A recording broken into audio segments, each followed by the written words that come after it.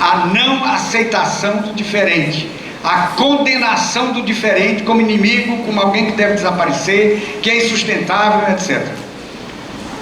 Bem,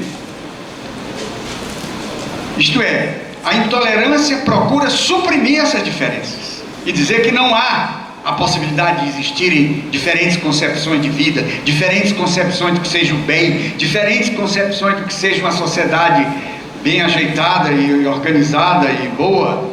Quer dizer, nós vivemos em sociedades plurais. Esse é o fato fundamental. Agora, há diferentes tipos de pluralismo, por isso que os problemas da tolerância dizem respeito a diferentes formas de pluralidade. Nós temos níveis diferentes de diferenças ou de pluralidade na história das sociedades modernas. Eu vou falar aqui de 3 questões fundamentais, 3 formas de pluralismo que levantaram questões básicas.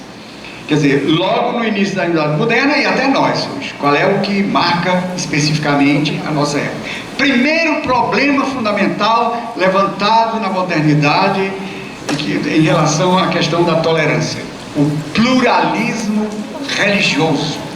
Algo inteiramente novo em relação à tradição. Quer dizer, o pluralismo religioso começou a parecer muito doloroso quando houve, no início da modernidade, perseguições religiosas, guerras de religião, na Inglaterra e na França, sobretudo. E foi a partir daqui que um pensador inglês, que vocês certamente conhecem, os estudantes de filosofia, John Locke, um dos primeiros teóricos ingleses do pensamento político moderno, que publicou em 1689 uma carta sobre a tolerância. Então, essa carta é o início do tratamento da questão da tolerância na modernidade, mas ela é totalmente centrada no problema da religiosidade. Depois é que a coisa vai se alargar. Então, qual é ele tem aqui uma visão muito restrita ainda de tolerância, porque a coisa estava começando a ser tratada, né? Então, ele diz o seguinte: como é que ele vai justificar a tolerância como um elemento fundamental para a vida social? Ele vai dizer o seguinte: a religião é uma questão de crença, e crença é um problema do indivíduo, é um direito fundamental de um ser livre de crer em que ele quer crer ou não crer de jeito nenhum. Então, quando alguém cria uma perseguição religiosa, ele está se contrapondo à própria religião, porque ele está querendo impor uma outra religião quando é impossível, porque a religião é fruto de uma opção inteiramente individual, bem dentro do pensamento moderno. O Estado não tem nada que entrar na vida dos indivíduos, né? Uma tese que depois vai ser desenvolvida fortemente em toda a filosofia política moderna. Então, e por isso que a tolerância que ele pensa aqui é muito restrita, porque ele diz o seguinte: primeiro, é uma intolerância só em relação à questão da religião, e segundo, nem todo mundo tem que ser tolerado. Há 2 tipos de gente que não pode existir na sociedade, porque acabam com a sociedade. Primeiro, os ateus, porque sendo ateu, eles não vão poder prestar juramento público.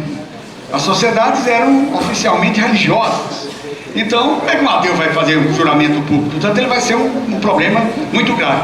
Em segundo lugar, os católicos, porque os católicos, diz ele, naquele tempo não havia o Estado do Vaticano, mas ele já pensava o catolicismo à linha de um Estado, e dizia assim: os católicos são súditos de um império que é fora do nosso império, um império estrangeiro. Então, eles são cidadãos de um outro mundo, eles fazem confusão. Bem, o pluralismo, em segundo lugar, se alargou fortemente no pensamento moderno, com o pluralismo daquilo que a gente poderia chamar de diferentes concepções do bem, e portanto diferentes concepções do que seja uma sociedade boa. A questão da tolerância, portanto, ultrapassou a esfera dos conflitos religiosos e se deslocou para a questão fundamental da convivência dos cidadãos em sociedades pluralistas. Essa que é agora a questão fundamental, né? Então, na França se começou a discutir na filosofia política sobre o que se chamou de direito da consciência errada. Quer dizer, uma pessoa tem o direito de agir e de proclamar suas convicções individuais, mesmo contra aquilo que é hegemônico na sua sociedade, mesmo que se contraponha, por exemplo, às doutrinas religiosas ou políticas hegemônicas. E isso foi o ponto de partida para aquilo que na filosofia política se chamou de liberalismo político, que é a primeira grande forma de uma filosofia política moderna. E nesse aspecto aqui tem um papel fundamental o filósofo inglês Stuart Mill, que teve profunda influência no pensamento político ocidental a partir do século XIX.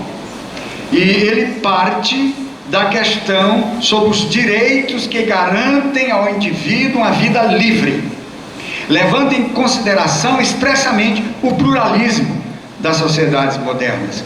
Então, a questão da tolerância em geral e o valor da diversidade se tornam questões básicas do pensamento moderno político. E quem defende a tolerância defende uma opinião individual. O direito de ter uma opinião é aquele pensamento que surgiu na França, que vai ser levado agora até as últimas conferências. O direito de ter uma opinião individual frente à opinião majoritária na sociedade. Para ele, a condição irrecusável para se alcançar uma vida livre são os direitos. E vocês sabem que os direitos foram pensados como direitos do indivíduo frente ao Estado, como poder soberano. Portanto, a ideia de tolerância nesse sentido de defesa dos direitos do indivíduo é uma ideia, de Stuart Mill, irrecusável para haver uma verdadeira convivência de cidadãos em sociedades pluralistas. Bem, então a sua referência fundamental não é mais o problema da religião, é agora o problema da coexistência de posições morais e políticas distintas.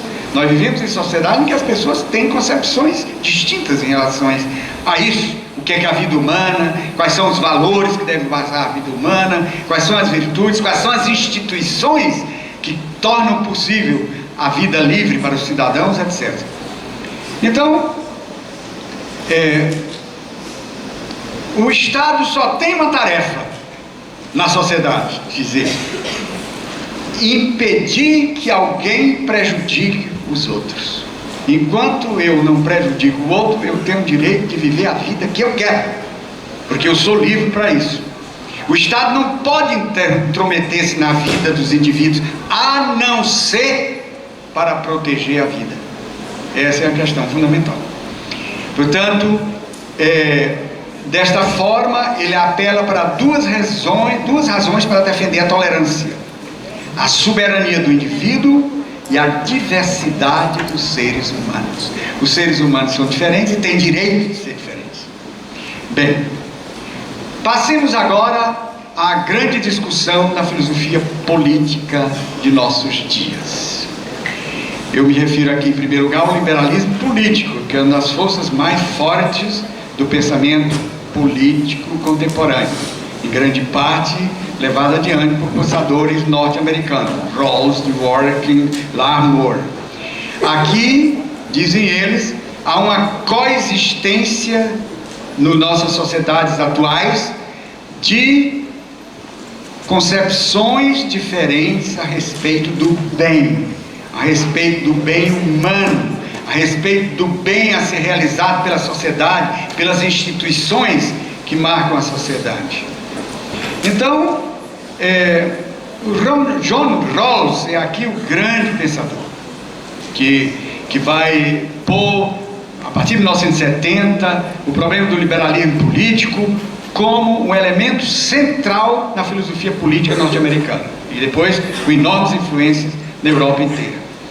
Então, John Rawls vai dizer que uma sociedade é moderna na medida em que ela é essencialmente marcada por uma pluralidade de interesses e perspectivas diversas. Ele vai chamar isso de doutrinas abrangentes. Se é assim, se põe um grande problema. Se há grupos marcados por doutrinas abrangentes, diferentes, como é que se pode viver uma sociedade contemporânea sem que nós nos arranquemos os cabelos uns aos outros? Como é que minimamente é possível uma vida racional de seres racionais numa sociedade marcada fundamentalmente por concepções de vida completamente diferentes? Então, há diferentes maneiras de defender o que é a melhor forma da vida humana, o que é a vida humana, como ela se realiza e quais são as instituições, as formas de organizar a vida que devem levar a uma realização ao ser humano. Então, isso é uma característica permanente, vai dizer John Rawls, da cultura política das sociedades contemporâneas e, sobretudo, das sociedades democráticas. Uma sociedade, portanto, com instituições livres que tem como objetivo criar condições para que permita os seus cidadãos viverem com suas convicções. Então, é possível organizar uma vida coletiva de tal maneira que todo mundo possa realizar suas convicções sem atrapalhar a vida dos outros, sem prejudicar os outros? Esse é que é o grande problema de Rawls. E se tornou no grande problema da filosofia política contemporânea. Bem, então, isso o que Rawls procurou pensar. Alguns pensadores terminaram dizendo que isso se tratava de um liberalismo radical. Ele levou até as últimas consequências a maneira liberal de pensar. Rawls percebe, como diz Paul Ricoeur, pensador francês, que a complexidade crescente do mundo moderno já não admite mais, não admite como possibilidade uma visão essencial do que seja o bem. Quer dizer, uma concepção metafísica do que seja o bem. É impossível na sociedade contemporânea. Por quê? Porque há várias metafísicas, há várias concepções do todo do real, há várias concepções da vida humana. Então é impossível se imaginar uma sociedade, a não ser que se imponha tiranicamente por regimes autoritários extremos, isto é, por ditaduras radicais, uma única concepção do mundo. Mas deixada a coisa como ela é, nós vivemos em sociedades assim. Portanto, não há mais como eleger hoje uma única forma de vida como modelo que todas as sociedades deveriam seguir. Esse é o problema de onde parte John Rawls para articular o seu pensamento político. Uma questão fundamental aqui é que cada sistema político, diz ele, cada sistema de instituições sociais é sempre limitado. Ele realiza determinados valores e deixa outros, que é impossível realizar todos, até porque há valores contrapostos que não podem ser realizados ao mesmo tempo, porque eles se contrapõem de uma maneira radical. Então, qual é a única saída razoável para as sociedades contemporâneas? Pergunta John Rawls. Numa sociedade marcada por um pluralismo radical, a única saída possível politicamente pensada, se diz ele, é o liberalismo político, que trabalha uma ideia de liberdade livre de qualquer metafísica. Nós podemos chegar a consensos racionais, mas não a partir de uma teoria que implique uma concepção fundamental da realidade, uma espécie de acordo a ser construído entre os diversos grupos a partir deixando de lado as suas concepções abrangentes. Então o grande problema é como fundamentar, como legitimar aquilo que ele chama uma cooperação equitativa numa sociedade marcada por tantas diferenças.